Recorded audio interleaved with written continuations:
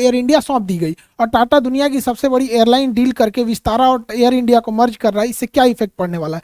भारतीय air industries की जो होती है वो 1932 में इसकी शुरुआत होती है, जो कराची से हवाई जहाज से उड़ान भरती है और मुंबई तक आती है। इस जहाज को उड़ा रहे थे JRD टाटा, इन्हें फादर ऑफ इंडियन एविएशन के नाम से जाना जाता है।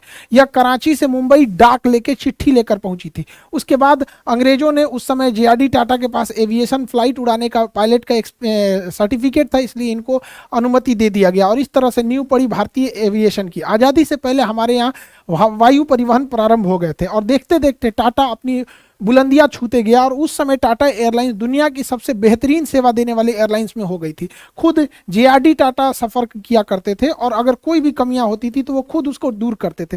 वो खुद एक पायलट थे और टाटा एयरलाइंस उस समय की सबसे बेहतरीन एयरलाइन हो गई। लेकिन जैसे देश आज़ाद हुआ उस समय सरकार प्राइवेट चीज़ों को अपने हाथ में लेना चाहते थे, क्योंकि जैसे ब्रिटिश ईस्ट इंडिया कंपनी एक प्राइवेट कंपनी बन के आई थी, तो नेहरू को जो उस समय थे प्रधानमंत्री, उनको ऐसा लगता था कि नहीं, हमें बहुत सारी चीज़ों को अंडरटेकिंग रख लेना चाहिए। इसी कड़ी में उन्होंने एयर इंडिया को एक्वायर कर लिया, राष्ट्रीयकरण कर दिया, जिसका नाम हो गया नेशनलाइजेशन।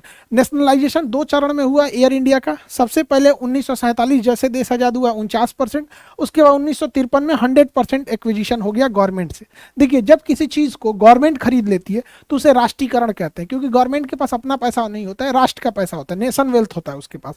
जैसे हमारी कोचिंग है, अगर गवर्नमेंट एक्वायर करेगी तो पूरा पहले वैल्यूएशन निकालेगी, हाँ इसका इस कोचिंग में इतना खर्चा है, इतने स्टाफ है, इतने तरह तरह के सामान, पैनल, कैमरा, ये सब लगे हैं, उसको एक्वायर कर लेगी, तो हमारी कोचिंग हो गई राष्ट्रीयकरण।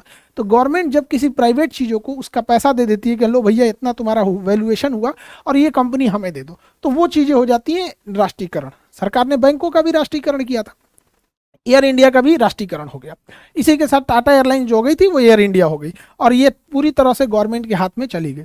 अब जानते हैं गवर्नमेंट के हाथ में जाने के बाद यहाँ पे अधिकारी लोग का बोलबाला हो जाता है और धीरे धीरे एयर इंडिया के बुरे दिन चालू हो गए। और एयर इंडिया देखते देखते 70 सालों में इतना बुरा हाल हो गया कि प्रतिदिन एयर इंडिया को 20 करोड़ का लॉस लगता था। प्रतिदिन 20 करोड़ का लॉस हो गया। इतना हालत खराब हो गया एयर इंडिया को कि इसको हैंगर में रखने का भी पैसा नहीं निकलता था। गाड़ियाँ जो एयरलाइन जहाँ रहती हैं मेंटेनेंस वगैरह के लिए, उसे हैंगर कहते हैं, उसका चार्ज देना पड़ता है। बहुत डिफिकल्टीज में चली गई एयर इंडिया। तो गवर्नमेंट ने देखा कि इतना लॉस उठाने से बेहतर है इसकी बोली लगा के इसे हैंड ओवर कर दिया जाए। तो टाटा के लिए ये एक अपॉर्चुनिटी था अपनी खोई हुई संपत्ति वापस लेने की। 18,000 करोड़ की बोली लगाकर टाटा एयरलाइंस ने टाटा ने इसे एक्वायर कर लिया, इसके पूरे फ्लीट यानी पूरे बेड़ा को एक्वायर कर लिया। 70 साल के वनवास के बाद जो JRD टाटा से एयर इंडिया को लिया गया था, वापस रतन टाटा को एयर इंडिया पूरे फ्लीट के साथ उसे लौटा दिया गया। एक लंबा वनवास काटना पड़ा एयर इंडिया को वापस आने के लिए और ये गवर्नमेंट का बहुत सही डिसीजन था। एयरलाइंस एक प्रीमियम सेक्टर होती है, गवर्नमेंट को कोशिश करना चाहिए कि जो मिडिल क्लास या लोअर तबका है उसकी ज़रूरतों की चीज़ों को अपने हैंड ओवर मिले। जो प्रीमियम कैटेगरी की चीज़ें हैं वो प्राइवेट ही उसे अच्छे से हैंड ओवर कर पाते हैं, उसे अच्छे से डील कर पाते हैं। इस तरह से गवर्नमेंट ने एक अच्छा डिसीजन लेते हुए अपने सर से क्या ज़रूरत है बोझ लेने का, इतना घाटा हो रहा है, और रतन टाटा को सौंप दिया गया। अब जैसे Tata airlines air India Tata के हाथों में आती है, अब इसको पुनः रिफॉर्म करने की तैयारी शुरू हो जाती है। और इसी क्रम में दुनिया के एविएशन की हिस्ट्री में सबसे बड़े एयरक्राफ्ट का ऑर्डर प्लेस किया जाता है 470 जहाज़ों का।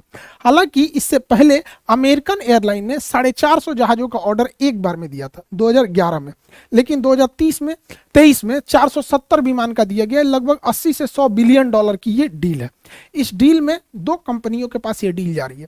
पूरी दुनिया में 2 कंपनी सबसे ज़्यादा एयरक्राफ्ट बनाती है कॉमर्शियल सेक्टर में, एक बोइंग बनाती है, दूसरा एयरबस बनाती है। इन 470 विमानों में से 220 विमान बोइंग को ऑर्डर किए गए हैं और 250 विमान एयरबस को ऑर्डर किए गए हैं। यानी यह बाजी एयरबस के पलरे में भारी है थोड़ा सा।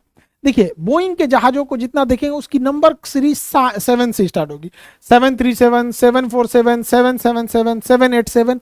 जब भी इस कोड का दिखेगा तो वो जहाज समझिएगा बोइंग का है।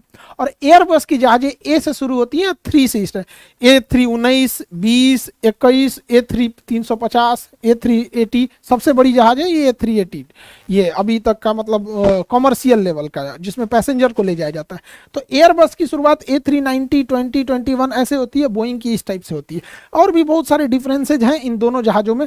अंतर देखने के लिए अगर देखेंगे तो ये ज़्यादा एरोडायनामिक है, इसका थूथूर ज़्यादा ऐसे निकला होता है, जबकि एयरबस का थोड़ा सा गोल टाइप का निकला होता है। और भी कई अंतर होते हैं। इसके जो इंजन होते हैं वो ज़मीन से काफ़ी करीब होते हैं बोइंग के, जबकि एयरबस के इंजन ज़मीन से ज़्यादा ऊंचाई पर फिट किए जाते हैं। और भी इसका देखेंगे, इसका जो लास्ट का ये जो विंडो होता है वो इस शेप में होता है, जबकि एयरबस का एक सिम कार्ड के इसमें होता है। ये एक कॉस्मेटिक चेंजिंग है जिसे आप बाहर से देख के बता सकते हैं जहाज बोइंग का है कि एयरबस का। इंजन नीचे थुथुर निकला हुआ बोइंग का, गोल टाइप का है तो एयरबस का है। इन दोनों में सबसे फेमस जो है वो बोइंग में है 737। दुनिया में सबसे ज़्यादा बेचा गया तो 737।